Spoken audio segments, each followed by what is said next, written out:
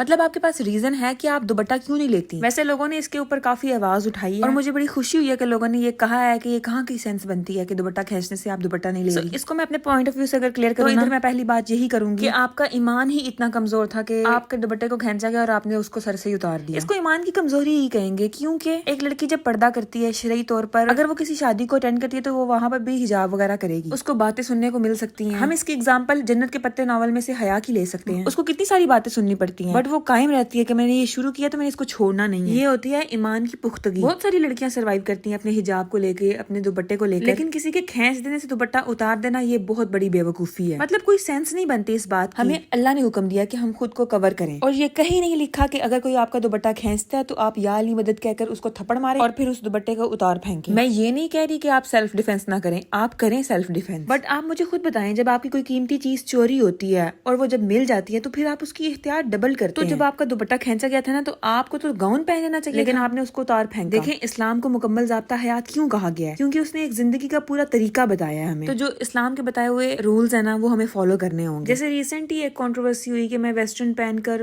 Nail polish کے ساتھ نماز پڑھ لیتی ہوں اور میرا پوائنٹ آف ویو ہے کہ اگر آپ ایگزام کے اندر نہ بیٹھے تو آپ فیل ہونے والے ہیں. میں نماز نہ پڑھوں اس سے بہتر ہے کہ جو میری مجبوریاں ان کے ساتھ میں نماز پڑھ لوں. پہلی تو بات یہ کہ جو آپ کر رہی ہیں وہ غلط ہے, سراسر غلط ہے, لیکن اس کا ایک اور اینگل نکلتا ہے وہ یہ کہ آپ کا کام کیا ہے اور آپ کس کام کی وجہ سے نماز کے اوپر کمپرومائز کر رہے ہیں. آپ کو اس چیز کا ڈبل گناہ ملتا ہے. آئی تھنک سو, کیونکہ یہ چیز غلط ہے تو غلط کو غلط ہی کہیں گے. یہ اسی طرح کہ ایک شخص کرپشن کرتا ہے, ان پیسوں سے وہ صدقہ بھی دیتا ہے, خود کا گھر بھی چلاتا ہے اور کہتا ہے some thing is better than nothing.